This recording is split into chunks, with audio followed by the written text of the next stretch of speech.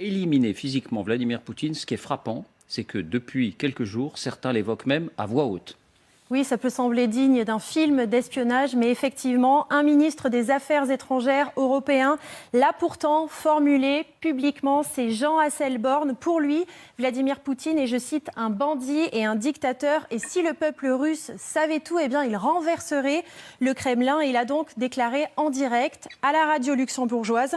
C'est peut-être tout ce qu'on pourrait souhaiter, que Poutine soit réellement, physiquement éliminé pour arrêter tout ça. Jean Asselborn a ensuite présenté ses excuses, mais en tout cas, le propos a bel et bien été prononcé. Et ce souhait et cette issue est peut-être même envisagé aux États-Unis par cet homme, c'est le sénateur Lindsey Graham.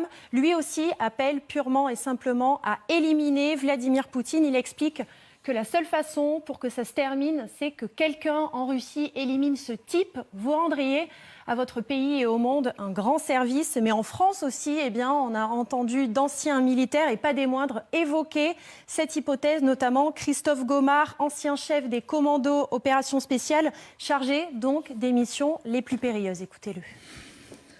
Alors tuer les dictateurs a toujours été effectivement un des objectifs de certains. Donc oui, il est toujours, c'est une des actions possibles. Voilà. Puis la tête de Vladimir Poutine est aussi mise à prix. Oui, par un ex-oligarque russe, il s'appelle Alex Konanikin, établi aujourd'hui aux États-Unis, en Californie, et il promet $1 million à tout officier russe qui neutralisera le président Poutine. Et là, eh bien, vous allez voir qu'on bascule dans un western parce qu'il a publié cette image sur les réseaux sociaux, sur Facebook. Wanted, dead or alive, recherché, mort ou vif. Le post a été supprimé depuis, mais en tout cas, la récompense, elle, tient toujours. Politique, est-ce que c'est envisageable de monter des plans, des opérations pour tenter d'éliminer Vladimir Poutine? Est-ce que c'est envisageable politiquement, au regard du droit international? C'est quand même un chef d'État, donc on y viendra. Mais il y a la question de la faisabilité.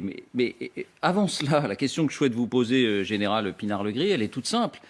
Est-ce qu'il est imaginable qu'aujourd'hui, les services militaires américains, français, britanniques travaillent sur ces hypothèses? Que les gens des services travaillent, ça me paraît être la moindre des choses, parce que c'est ce qu'on appelle une cible à haute valeur ajoutée. Et c'est tout à fait normal, parce qu'on cherche, vous voyez bien ce qui se passe à une autre échelle au Mali, on cherche à tuer les décideurs, les dirigeants, les coordonnateurs. Et donc, de même, en opération, on cherche à taper sur les PC, les postes de commandement, de façon... Bon. Donc quand on dit « il travaille », ça veut dire...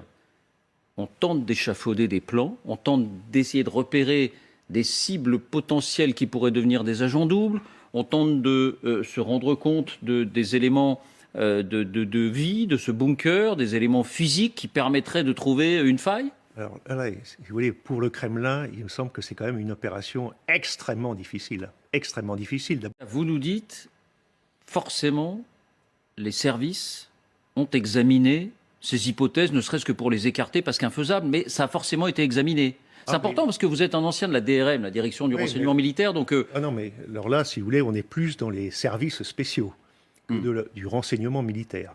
Là, si vous voulez, on est dans les services secrets. Et par définition, s'ils sont secrets, j'en sais pas plus que ça.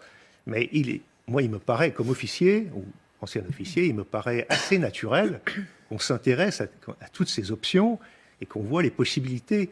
C'est des opportunités. Dans la planification générale des opérations, vous identifiez les différents éléments qui contribuent au commandement, à la coordination des forces, etc.